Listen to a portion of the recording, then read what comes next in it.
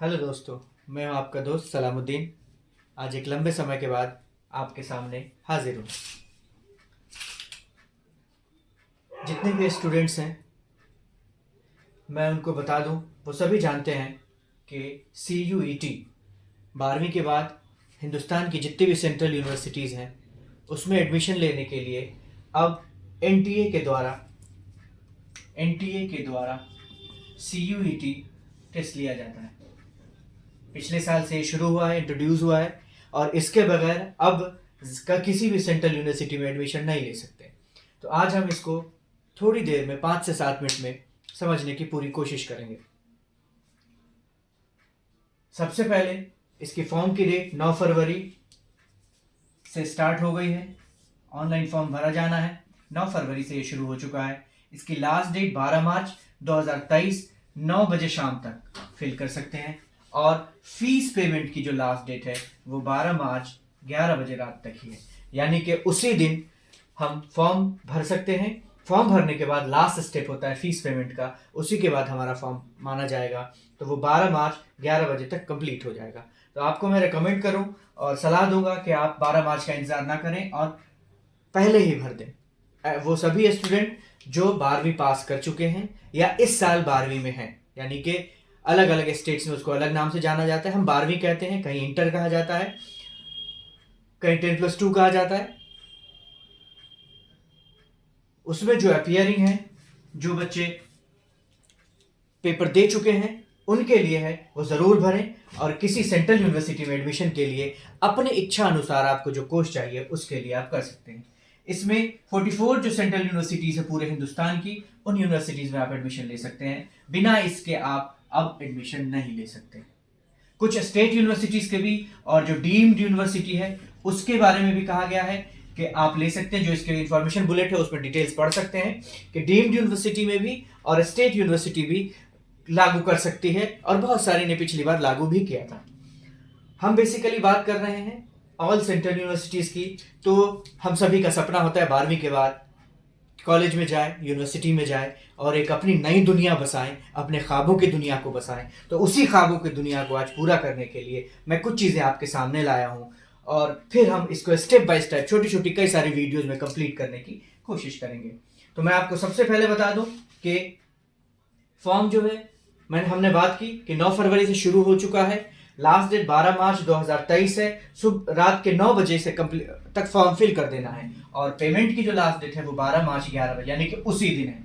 जितनी भी central universities हैं वहाँ इसमें बिना इसके रजिस्ट्रेशन नंबर के, और इसको एक रजिस्ट्रेशन नंबर अलॉट करेगी, उसके आपका एडमिशन नहीं होगा। और मैं बताता चलूँ, हिंदुस्तान की 13 लैंग्वेजेस में इसके क्वेश्चन पेपर होंगे। उस पर अभी हम बात करेंगे कि कौन कौन से लैंग्वेजेस हैं, कौन कौन से सेक्शन है, किस सेक्शन से कैसे क्वेश्चन आएंगे, हम सब बात करेंगे। सिलेबस क्या है उस पर भी हम बात करेंगे। तो अभी सबसे पहले ये जान ले कि 13 लैंग्वेजेस होंगी। कंप्यूटर बेस्ड टेस्ट होगा, कंप्यूटर पे इसका टेस्ट होना है। आमतौर पे जो एडमिट कार्ड इसके आने की नोटिफिकेशन है वो 2nd वीक ऑफ मई के दूसरे हफ्ते में वीडियो जो इसकी एडमिट कार्ड रिलीज होगा और लास्ट वीक ऑफ मई में टेस्ट होना है। कई सारे टेस्ट होंगे, यानी कि स्लॉट बुक होगा नंबर ऑफ कैंडिडेट के हिसाब से। एक दिन में 3 टेस्ट होंगे अलग अलग स्टूडेंट। तो इसमें सबसे पहले देखें कि इसकी वेबसाइट है, वो भी मैं आपको शेयर कर दूंगा। जब हम सवाल करेंगे तो देखते हैं इसमें 3 चीजें हमारे सामने आएंगी कि जो टेस्ट हम देंगे तो कहाँ जाएंगे और क्या करेंगे, उसके बारे में हमें अभी देखना है कि 3 स्लॉट्स हैं इसके। कौन कौन से स्लॉट है वो आप देखिए एक बार। सबसे पहले 1A जो लैंग्वेज का पोर्शन है, इस 1A में टोटल 13 लैंग्वेजेस हैं। इसमें टोटल 13 लैंग्वेजेस हैं। आप इन लैंग्वेजेस में से कोई भी लैंग्वेज चूज कर सकते हैं क्वेश्चन पेपर मीडियम के लिए। ध्यान रखेंगे कि क्वेश्चन पेपर जो होगा 13 लैंग्वेज में होगा, उसमें से आपको चूज करना है कि आपका क्वेश्चन पेपर किस लैंग्वेज में होगा। मैं लिख दूं वो कौन कौन से है 13 लैंग्वेज। फॉर्म भरते वक्त इसका ख्याल रखेंगे। 13 लैंग्वेज में आती है इंग्लिश, हिंदी, असमी, बंगाली, गुजराती, कन्नड़, मलयालम, मराठी, उड़िया, पंजाबी, तमिल, तेलुगु एंड उर्दू। इन 13 लैंग्वेजेस हैं, इनमें से किसी भी एक लैंग्वेज को आप क्वेश्चन पेपर मीडियम चुन सकते हैं। फिर मैं रिपीट कर रहा हूं कि आपका जो क्वेश्चन पेपर होगा वो लैंग्वेज 1A से चूज होगा। 13 लैंग्वेज में से कोई एक आपको चुनना होगा क्वेश्चन पेपर मीडियम। आप अपनी सहो इच्छा अनुसार आप जिसमें कंफर्ट होंगे उसके हिसाब से आप कोई भी एक लैंग्वेज चूज कर सकते हैं। इंग्लिश, हिंदी, असमी, बंगाली, गुजराती, कन्नड़, मलयालम, मराठी, उड़िया, पंजाबी, तमिल, तेलुगु और उर्दू। उसके बाद एक और पोर्शन आता है हमारा 1B। उस 1B में लैंग्वेजेस होती हैं टोटल 20। उस 20 लैंग्वेजेस में से आपको चुनना होगा। इसमें मैं थोड़ी सी बात करूंगा उन स्टूडेंट से जो आगे लैंग्वेज में अपना करियर बनाना चाहते हैं, उनके लिए ये इंपॉर्टेंट है और बाकी सभी स्टूडेंट के लिए एक लैंग्वेज तो लेना ही है। आपको लैंग्वेज होगा तो आगे काम आना है। तो 1B में टोटल 20 लैंग्वेजेस हैं, उसमें से आप 3 लैंग्वेजेस को चुन सकते हैं। इस 20 लैंग्वेज में कौन कौन सी लैंग्वेज है और इसमें आपने क्वेश्चन आना है और क्वालिफाई करना है। जो ये 20 लैंग्वेजेस है, इन लैंग्वेजेस में आप सबसे पहले आपको क्या देखना है कि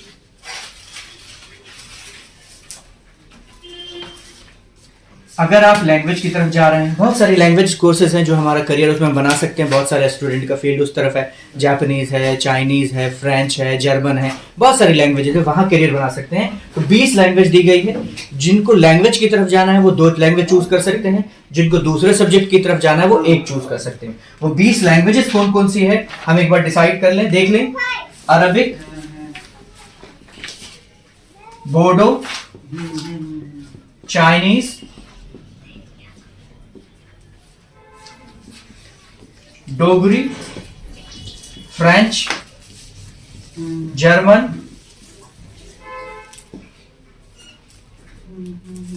Italian,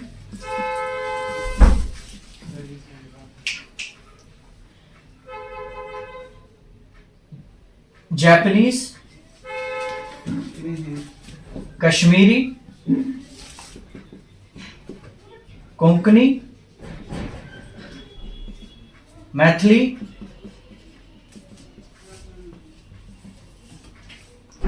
Manipuri, Nepali, Persian, Russian, Santhali, Sindhi, Spanish, Tibetan और संस्कृत। इन 20 लैंग्वेजेस में से आप कोई एक लैंग्वेज चूज करें या एक से ज्यादा। जो स्टूडेंट लैंग्वेज की तरफ जाना चाह रहे हैं वो जरूर चूज करें एक से ज्यादा। मैं आपको बता दूं कि अभी मॉडर्न टाइम में बहुत सारे लैंग्वेजेस का करियर है। फ्रेंच, चाइनीज, रशियन, स्पेनिश, इन लैंग्वेजेस की अभी बहुत मार्केट में मांग है, तो आप चाहें तो इसकी तरफ भी जा सकते हैं। ये तो हमारी 1A लैंग्वेज का पोर्शन 1A जो हम पहले डिस्कस कर चुके हैं 13 लैंग्वेज। 1B जिसमें 20 लैंग्वेजेस हैं। अब एक चीज मैं आपको बता दूं कि इसमें टोटल कोई भी आप एक या एक से ज्यादा लैंग्वेज चूज कर सकते हैं। ये language 1A and 1B 1A plus 1B के लिए, यानी कि जो 13 लैंग्वेज थी और प्लस 20 लैंग्वेज का जो पोर्शन होगा, उसका जो टेस्ट होगा वो मैक्सिमम जो उसके मार्क्स होंगे वो होंगे 40 मार्क्स होगा। एमसीक्यू मल्टीपल चॉइस, कोई टिक आउट करना होगा। 40 क्वेश्चन का हमें जवाब देना है 40 क्वेश्चन के, लेकिन टोटल क्वेश्चन जो पूछा जाएगा वो 50 पूछा जाएगा, यानी कि इस 50 में से कोई भी 40 क्वेश्चन का हमें आंसर करना है। इस बात को ध्यान में रखेंगे। तो जब भी आप क्वेश्चन करने बैठेंगे या एग्जाम में बैठेंगे तो आप देखेंगे जो आपको आ रहा है पहले उसको करेंगे, क्योंकि आपके पास 10 क्वेश्चन एक्स्ट्रा है जिसे आपने छोड़ देना है। अब हम एक आते हैं, हमारी लैंग्वेज 1A 1B हो गई। 1A जो हमारा क्वेश्चन पेपर मीडियम है, 1B जो हमारी लैंग्वेजेस हैं उसमें से कोई एक चूज करना है हमें, या कर सकते हैं, एक से ज्यादा भी कर सकते हैं। अब हमारा आता है डोमेन सब्जेक्ट के बारे में। डोमेन सब्जेक्ट क्या है? टोटल 27 है डोमेन सब्जेक्ट, जिसमें हमें आगे करियर बनाना है। डोमेन सब्जेक्ट जो है हमारा वो 27 है। जो 12वीं में जितने सब्जेक्ट्स हैं वो सारे सब्जेक्ट्स हैं, वो मैं आपको शेयर कर दूंगा अभी कि कौन कौन से हो सकते हैं। ये पार्ट बी होगा हमारा, या सेक्शन बी होगा, वो 1A एंड बी, और ये पार्ट टू जो डोमेन 27 है, जो 12वीं के सभी सब्जेक्ट जैसे biology, maths, pol science, history, geography, eco, business studies, और भी जितनी भी लैंग्वेजेस है, एंथ्रोपोलॉजी, वो उसकी लिस्ट मैं आपको शेयर कर दूंगा इसी के लिंक में। एंथ्रोपोलॉजी, ये सारी जो सब्जेक्ट है उसमें से हम चूज कर सकते हैं। अभी हमें कितने सब्जेक्ट चूज करना और कैसे चूज करना है उस पर हम बाद में बात करेंगे। अभी हम एक हिसाब से ये चल रहे हैं, एक सीक्वेंस के हिसाब से। एक चीज इसमें मैं बता दूं आपको कि इसके जो क्वेश्चन की फ्रेमिंग है वो क्या है कि या तो 35 क्वेश्चन के जवाब देने होंगे आउट ऑफ 40, यानी कि 40 क्वेश्चन पूछा जाएगा, उसमें से 35 का आंसर करना है, या 50 क्वेश्चन पूछे जाएंगे और 45 का आंसर करना है। अभी ये क्लियर नहीं है, ये दोनों ऑप्शन होगा, अभी रखा है एनटीए ने, बाद में डिक्लेयर करेगा। क्वेश्चन पेपर पे आपके लिखा हुआ होगा कि 50 क्वेश्चन में से 45 का जवाब देना है, या 40 में से 35 का जवाब देना है। अब हम आते हैं सेक्शन सी की तरफ। सेक्शन 3 जो है वो हमारा जीएस का पेपर है। सेक्शन 3 में क्या है? जीएस में क्या होगा? रीजनिंग, करंट अफेयर्स, जीके, ये सारी चीजें आएंगी, और लॉजिकल थिंकिंग, वो सारी चीज आएगी। उसको भी हम बात करेंगे जब हम अब सिलेबस का एक अलग से वीडियो बनाएंगे उस वक्त में। अभी मैं बता दूं सेक्शन 3 में जो जीएस है, और इस जीएस का भी आप चूज करें। अब हम आगे बढ़ते हैं तो हम एक चीज देखेंगे कि हमें सिर्फ और सिर्फ ऑनलाइन मोड ऑफ एप्लीकेशन भरना है, ऑफलाइन नहीं काम करेगा कोई भी, हमें सिर्फ ऑनलाइन अप्लाई करना है, ऑनलाइन पेमेंट करना है। फॉर्म भरते वक्त 3 स्टेप होगा, पहले जनरल इन्फॉर्मेशन होगी, फिर इमेज होगा। फॉर्म जब हम भरेंगे, फॉर्म फिल करते वक्त हमें खास बातों का ध्यान रखना है कि ईमेल आईडी जो वर्किंग हो और मोबाइल फोन, क्योंकि आगे की सारी जानकारी आपको ईमेल और मोबाइल के जरिए मिलेगी। फॉर्म फिल करते वक्त आपको email ID, mobile number, image यानी कि फोटो, और सिग्नेचर की इमेज, ये दोनों आपको रखना है स्कैन। और एक चीज ध्यान रखिए कि जो फोटो आप अपलोड करेंगे वही फोटो आपको जब आप टेस्ट देने जाएंगे तो एक photo same picture passport size आपको लेकर जाना होगा सेंटर पे। ये हमारी कुछ बेसिक इंफॉर्मेशन है। उसके बाद मैं आपको बता दूं कि फीस स्ट्रक्चर के बारे में। फीस क्या है इसकी?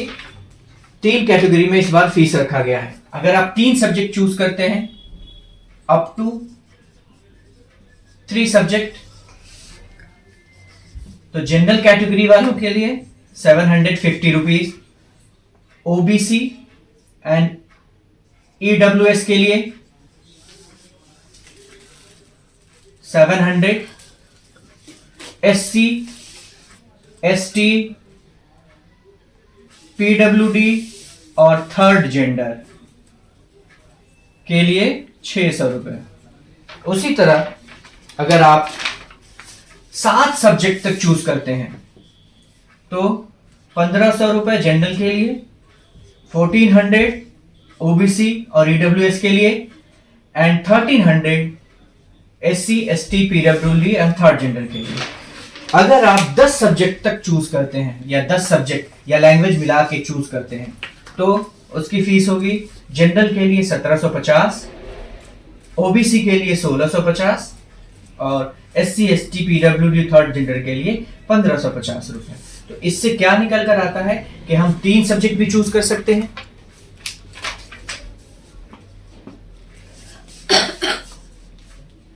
7 भी चूज कर सकते हैं और 10 भी चूज कर सकते हैं। ये आपकी श्रद्धा अनुसार है, इंटरेस्ट के अनुसार है कि आप क्या चूज करना चाहते हैं। अगर आप 7 चूज करते हैं फिर उसके हिसाब से आपको मेरिट बनेगी, आपका स्कोर कार्ड आएगा और फिर अलग अलग यूनिवर्सिटीज में एडमिशन के लिए प्रोसेस होगा। एक चीज आप ख्याल में रखें कि ये जो है इसका जो स्कोर कार्ड बनेगा उसी स्कोर कार्ड के बिहाफ पे आपका यूनिवर्सिटीज में एडमिशन होना है। रजिस्ट्रेशन नंबर जो मिलेगा उसी रजिस्ट्रेशन नंबर के लिए को हमें फॉर्म फिल करना है। फिर बाद में अलग अलग यूनिवर्सिटीज में भी फॉर्म आते हैं। तो हमें जब तक अगर हमारे पास सीयूईटी का रजिस्ट्रेशन नंबर नहीं होगा तो हम यूनिवर्सिटीज के लिए किस कोर्स में एडमिशन किस यूनिवर्सिटी में लेना है, फॉर एग्जांपल हमें दिल्ली यूनिवर्सिटी में लेना है तो इस रजिस्ट्रेशन और स्कोर कार्ड से हमारा होगा। फॉर एग्जाम्पल हमारे जवाहरलाल नेहरू में एडमिशन लेना है तो इसी स्कोर कार्ड से होगा। हमें अलीगढ़ मुस्लिम यूनिवर्सिटी में लेना है, इसी स्कोर कार्ड से होगा। हमें बनारस हिंदू यूनिवर्सिटी में एडमिशन लेना है, इसी स्कोर कार्ड से होगा। फिर साउथ इंडिया की बहुत सारी यूनिवर्सिटीज हैं या स्टेट यूनिवर्सिटीज हैं, जहां भी लेना हो तो इसी रजिस्ट्रेशन नंबर की मदद से और फिर उसके कौन सा कोर्स है आपको आपने फॉर एग्जाम्पल 3 सब्जेक्ट चूज किए, एक लैंग्वेज और एक पोल साइंस और एक हिस्ट्री आपने चूज की, तो इसमें कितने मार्क्स हैं और इसमें कितने मार्क्स हैं और उस यूनिवर्सिटी को कितने चाहिए, उसके बिहाफ पे आपकी रैंकिंग होगी और फिर एडमिशन होगा। तो हमारे लिए बेसिक थोड़ी सी जानकारी थी। फिर डिटेल्स, हर सब्जेक्ट का अपना एक सिलेबस है, जीएस का अपना एक सिलेबस है, लैंग्वेज का अपना एक सिलेबस है, उस पर हम एक अलग वीडियो लेकर आएंगे। अभी के लिए इतना ही। और आपको बता दूं कि कोई भी डिटेल्स जानकारी के लिए आप मेरे नंबर पे मुझसे कांटेक्ट कर सकते हैं या हमारी टीम के साथ कांटेक्ट कर सकते हैं। और इस वीडियो को आप जरूर देखें और कोई भी कंफ्यूजन हो सीयूटी के रिगार्डिंग तो आप हमारी टीम से या इस नंबर पे कांटेक्ट कर सकते हैं। थैंक यू, मिलते हैं अगले वीडियो में। Thank you so much.